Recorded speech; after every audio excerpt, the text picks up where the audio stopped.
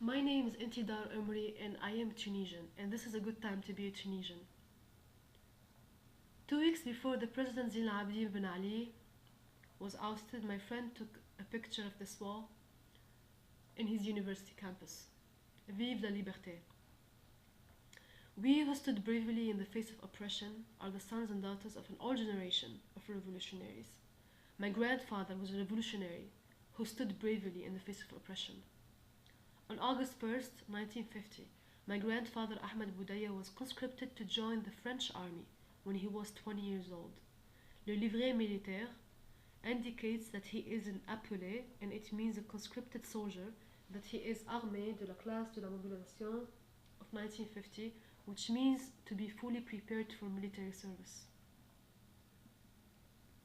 Tunisia in 1950 is still a French protectorate, not a sovereign state. According to this document, my grandfather's profession before military was a cultivator, a farmer. However, my grandmother told me that he had quit that and started working for a French gas factory before the military called him up.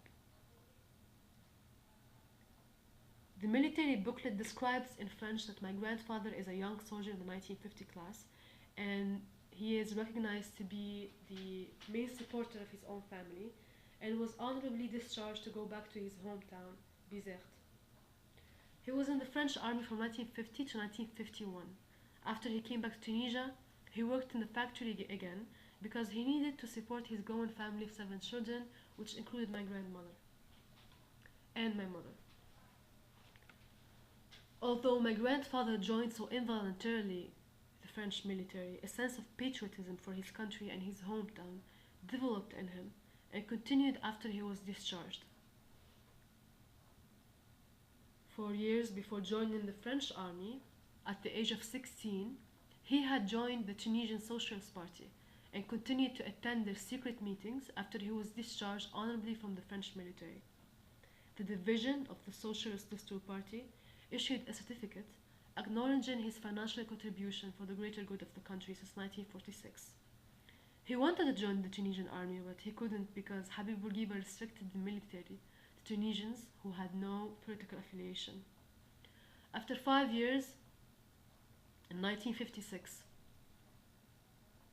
my grandfather acquired this membership card of Tunisian Federation of Veterans and Former Military, which only recognized him as a veteran and didn't provide him with any benefits. He felt that his patriotism was too strong to be just limited to ink and paper, and he needed to do more for his hometown. So he joined a lot of organizations, despite the long hours in the factory every day. A Tunisian Labour Union Party membership card indicates that his profession was listed as a manœuvre labor in 1955. A Tunisian Liberal Distur Party membership card indicates that he was a member from 1955 to 1958. My grandfather's Liberal Socialist Tunisian Party membership card shows that he was a member from 1966 to 1979.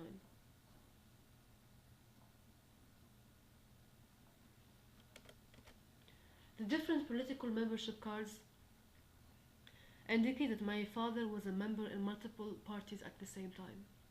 I believe that my grandfather saw all these political parties as one unity because they all defended one country, Tunisia. He joined all of them because he was willing to do whatever he can, from giving away his monthly, humble salary to committing risky smuggling of arms.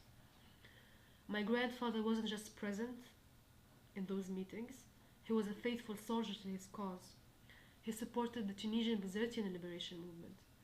The leader Tahir al-Aswad of this movement wrote a letter by his own handwriting acknowledging my grandfather's reliability and effectiveness.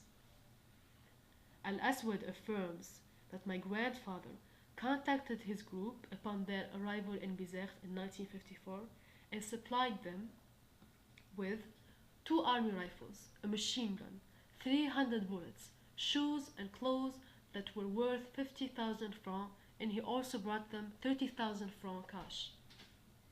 They also appointed him to work inside the residence area to support the revolution, and he was in constant contact with him. France saw my hometown as an important geopolitical base. Bizerte was a German naval base in World War II in 1943, and it was heavily bombed by the Allies. Tunisia acquired independence in 1958, but on a condition that France will not give in Bizerte and that Bizerte should remain a French protectorate until France decided the evacuation of the French naval base. From 1958 to 1963, Bizerte was experiencing popular manifestation and violent confrontations with the French army. My grandfather was one of the Tunisian volunteers who fought next to the Tunisian army. He was a prominent member of multiple political parties during that time, and he had several certificates certifying his loyalty, but he never received any official recognition from the government, and the reason could be his controversial 1 year in the French army. Despite the several letters and certificates, Bizerte certifies my grandfather's patriotism better than any of the governmental stamps. He went to its elementary school. He worked in its factory. He fought and hid in its allies. He guarded the trenches with the Tunisian army against the French in the famous Battle of Bizerte in 1961. Bizerte wasn't my grandfather's birth city, but it was where he asked to be buried. Military life takes you away from your family, but at the same time, it makes you closer.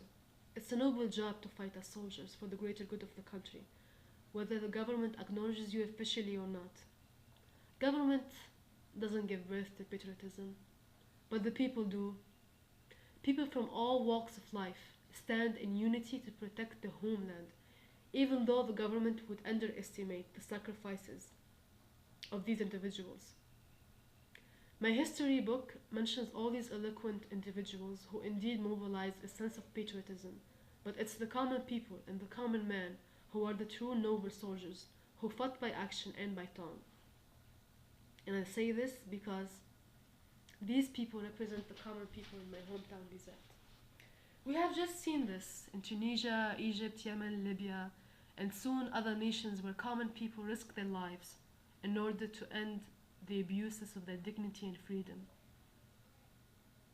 My father, who is a military officer in the Qatari military, was sent a week ago to Djibouti to join UN troops in order to ensure security of the people there.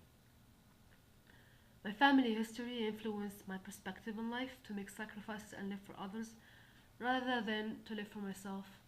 Also to live with integrity and honor my family name. My grandfather taught me that a silent legacy, patriotism, is inherited and doesn't need to be displayed with governmental stamps.